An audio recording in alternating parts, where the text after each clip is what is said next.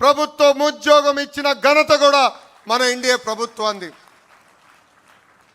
Nomination పత్రాలు లాక్కుని దాడి చేస్తే మీసాలు మిలేసి తొడగొట్టాడు మన అంజిరెడ్డి తాత. అంతేకాదు ఏకంగా వైకాపా రౌడీల దాడిలో రక్తం కారుతున్న చివరి ఓటు పడే వరకు ఓటింగ్ బూత్లో నిలబడారు మన మంజుల గారు. వైసీపీ గూండాలు ఏకంగా వచ్చి కంటి చూపు పోయే విధంగా పొడిచినా ఎత్తిన పసుపు జెండా దించకుండా నిలబడింది మన చెన్నుపాటి గాంధీ. ఇలాంటి నాయకుల్ని మనందరం స్ఫూర్తిగా తీసుకుని తెలుగుదేశం పార్టీని ముందరకు నడిపించాల్సిన బాధ్యత ఉంది. కేసుల కోసం భయపడం, ఏనాడు వెనక తిరిగి మనం చూడలేదు. వేదికమైన అనేక నాయకుల్ని అరెస్ట్ చేశారు. మన అచ్చన్న గారు కానివ్వండి, కొల్లు రవి గారు కానివ్వండి, ఇట్లా అనేక మందిని అరెస్ట్ చేసి జైలుకు పంపించిన మనం ఎప్పుడూ వెనక్కి తగ్గలేదు. అందుకే వై నాట్ 175 అంటే చివరికి టీమ్ 11 మిగిలే పరిస్థితి ప్రజలే ఇచ్చారు. 2024 ఎన్నికల్లో అందరం కలిసికట్టుగా రికార్డులు బద్దలు కొట్టాం. భారతదేశ చరిత్రలో ఎప్పుడు జరిగిన విధంగా 94% స్థానాలు మనం కైవసం చేసుకున్నాం. 175 నియోజకవర్గాలు 164 స్థానాలు ఎన్డీఏ సొంతం చేసుకుంది. శ్రీకాకుళంలో 10 out of 10, విజయనగరంలో 9 out of 9, తూర్పుగోదావరి జిల్లాలో 19 out of 19, వెస్ట్ గోదావరి జిల్లాలో 15 out of 15, కృష్ణాలో 16 out of 16, గుంటూరులో 17 out of 17, నెల్లూరులో 10 out of 10, అనంతపూర్లో కూడా 14 out of 14. అంటే 8 ఉమ్మడి జిల్లాల్లో క్లీన్ స్వీప్ వచ్చింది. కడప జిల్లాలో కూడా 10 నియోజకవర్గాలకి 7 నియోజకవర్గాలు ఎన్డీఏ కైవసం చేసుకుంది. ప్రజలు ఆశతో మనం గెలిపించారు. వాళ్ళకి అహర్నిశలు కష్టపడాలని వాళ్ళు కోరారు. అందుకే ప్రజాప్రభుత్వం సుపరిపాలన అందిస్తుంది. ఎన్ని ఆర్థిక ఇబ్బందులున్నా ఇచ్చిన హామీలని ఒక పద్ధతి ప్రకారం మనం నిలబెట్టుకుంటాం, ముందరికెళ్తున్నాం. ఒక్క పెన్షన్ తీసుకోండి, భారతదేశంలోనే ఏ రాష్ట్రం ఇవ్వని విధంగా వృద్ధులకి 4,000 రూపాయల పెన్షన్ మన చంద్రబాబు నాయుడు గారు అందిస్తున్నారు. వికలాంగులకి 6,000, బెడ్కి పరిమితం అవుతే 15,000 రూపాయల పెన్షన్ మనం అందిస్తున్నాం. అన్నా క్యాంటీన్లు తిరిగి ప్రారంభించాం. మెగా డిఏసి ద్వారా 16,000 ఉద్యోగాలు మనం అందించాం. మన హోంమంత్రి గారి నాయకత్వంలో 6,000 కానిస్టేబుల్ పోస్టులు కూడా మనం భర్తీ చేస్తాం జరిగింది. ఏకంగా జాబ్ క్యాలెండర్ ద్వారా 10,000 పోస్టులకి కూడా మనం నోటిఫికేషన్ విడుదల చేశాం. మా చేనేత సోదరులకి అండగా నిలబడడానికి హ్యాండ్లూమ్ ఉంటే 200 యూనిట్లు, ఇంట్లో పవర్ లూమ్ ఉంటే 500 యూనిట్లు ఉచిత కరెంటు కూడా మన ప్రభుత్వం అమలు చేసింది.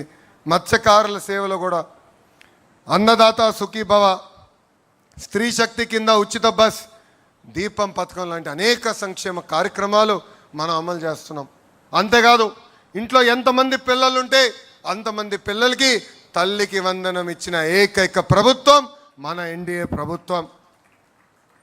ఎన్నికల ముందర కూడా ఒకే హామీ ఇచ్చాం, ఒకే రాష్ట్రం ఒకే రాజధాని, కానీ అభివృద్ధి వికేంద్రీకరణ.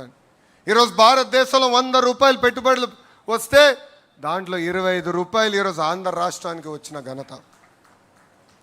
ఒక Google, Arcelor Mittal, royal Enfield, ఏకంగా ఫైటర్ జెట్లు తయారు చేసే పరిశ్రమలు కూడా మన ఆంధ్ర రాష్ట్రానికి తీసుకొచ్చాం. ఈ సభాముఖంగా ఆ టీమ్ 11 క్యాప్టెన్కి నేను ఒక బంపర్ ఆఫర్ ఇస్తున్నా. డేటు టైం మీరు నిర్ణయించండి.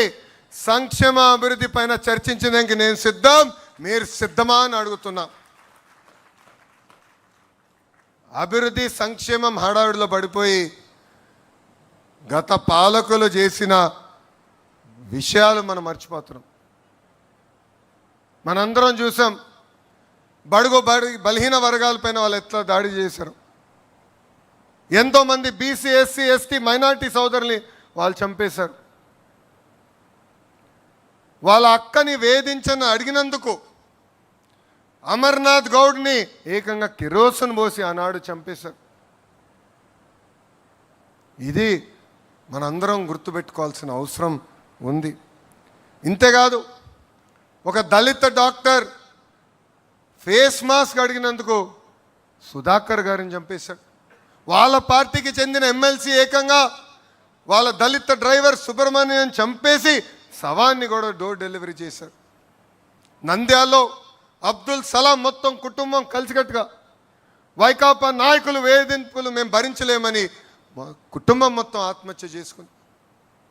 వైకాపా నాయకుడు కూతురు కన్నా వాళ్ళ కూతురికి ఎక్కువ మార్కులు వస్తుందని మిస్బా తల్లిదండ్రుల్ని వేధించారు. అది తట్టుకోలేక బుక్లో రాసి మరీ ఆ రోజు ఆత్మహత్య చేసుకుంది మిస్బా. ఇవన్నీ మనం గుర్తుపెట్టుకోవాలి.